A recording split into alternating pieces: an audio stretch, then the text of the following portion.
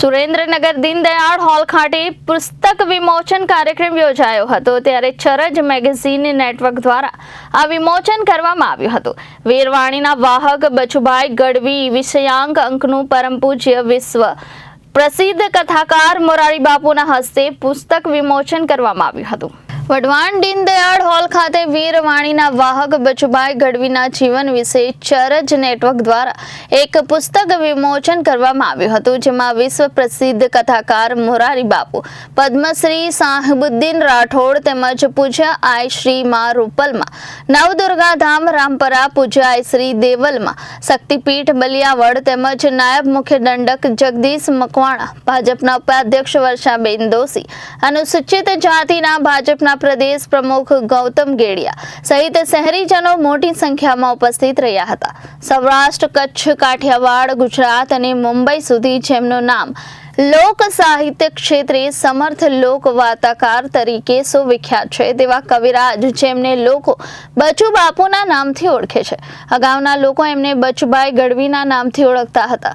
કથા, ગાથા અને કવિતા જેમની જીભે કાયમ બેસણા રહે, જેમને સાંભળવા દસે દિશાઓ કાન સરવા કરે, કાળ પણ થંભી જાય એવા નેક ટેકને નિભાવનાર, સત વચનોને સેવનાર, ક્ષાત્ર ધર્મને અને ચારણત્વને સમજાવનાર, વળી કાયમ સંસ્કારના કોડિયામાં કહેણી રૂપી દિવેલપુરના વીરવાણીના વાહક, સમર્થ વાર્તાકાર, ચારણકુળના રોહડિયા શાખના વર્ધમાનપુરી નગરના રાજકવિ વારસ મહામાનવ બચુભાઈના જીવાયેલા જીવન ઉપર એક અંક વિમોચન કરવામાં આવ્યો હતો।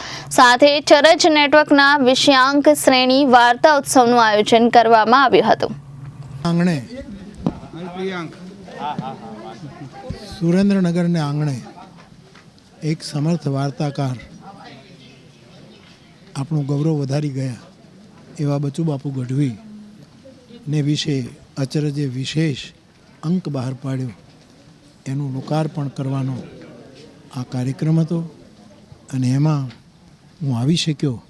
બધાને તો આનંદ હોય, મને ખૂબ જ આનંદ છે કે બચુ બાપુને આ રીતે યાદ કરીને છેક સુધી પહોંચાડવાનો એક પ્રયાસ એ આ પુસ્તક જેમાં અચરજમાં લખાયું છે એ ખાલી પુસ્તક નથી, બચુ બાપુનું મસ્તક છે, એના વિચારો લોકો સુધી પહોંચશે। હું દિનેશ કુમાર નવલદાન માવલ, ચરજ મેગેઝીનના તંત્રી તરીકે સુરેન્દ્રનગરના આંગણે આજે પૂજ્ય મોરારી બાપુના વરદ હસ્તે આપણા ગુજરાતના કચ્છ કાઠિયાવાડના સમર્થ વાર્તાકાર બચુભાઈ ગઢવી ઉપર એક સ્મૃતિ વિશેષાંક અમે કર્યો છે। ચરજ મેગેઝીનનો એક ઉમદા હેતુ રહ્યો છે કે આપણી વિસરાતી જતી જે વિરાસત છે, ધરોહર છે, એ વારસાને નવી પેઢી સુધી પહોંચાડવા માટે અને ઇતર સમાજને પણ ચારણ તત્વ શું છે એ જાણકારી માટે અમે વિશેષાંક શ્રેણીઓ પ્રકાશિત કરીએ છીએ।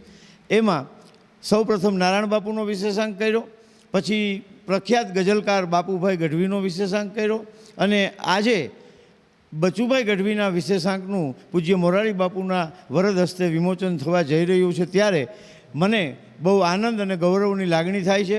સુરેન્દ્રનગરના અમારા ચારણ સમાજના સંગઠનના ખૂબ સારા સહકારથી, બચુ બાપુના પરિવારના ખૂબ સારા સહકારથી અમે આ આયોજન સુરેન્દ્રનગરના આંગણે કરી શક્યા છીએ, એનો આનંદ છે।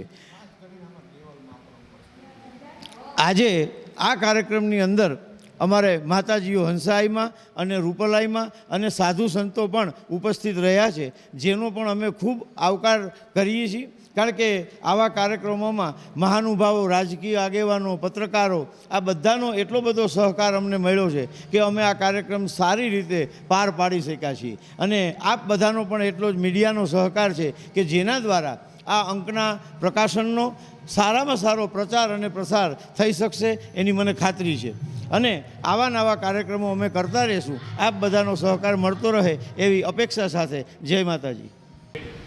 જય માતાજી, જય ઝાલાવાડ। હું છું યુવરાજ જયદેવભાઈ ગઢવી, ગામ વઢવાણ। આજ રોજ જ્યારે ચરજ મેગઝીને મારા સ્વર્ગસ્થ સમર્થ વાર્તાકાર શ્રી બચુ બાપુના જ્યારે આ મેગઝીનમાં પ્રકાશિત કરવામાં આવ્યું છે, એમનું પુસ્તક વિમોચન કરવામાં આવ્યું છે। આ પુસ્તક વિમોચનની અંદર બહોળી સંખ્યામાં સનાતન ધર્મી અને સાધુ સંતો, આઈમાઓ જ્યારે આ બધા ભેગા થયા હોય અને બાપુની વાણી ઉપર જે વીરવાહક કે ચારણ ચોરી ન કરે, ચારણ લાર ન જાય, જે ચારણ ચોરી કરે એ ભલા માણસ ચારણ ન કહેવાય. અરે ગુંજ બેરા દ્રવે આંધળા જૂજણ વેળા નંદ રાજ દરબારે વેંઢણા એતા લખણા ચારણા. ઈ ચારણ શેષુદ ચારણ જ્યારે એના પુસ્તકોનું વિમોચન ઉપર જેને આગળ વિશ્વ વંદનીય લાગી શકે પરમ પૂજ્ય મોરારી બાપુ રામપરાથી આઈમાશ્રી અમારા રૂપલમાં પણ પધારેલ છે.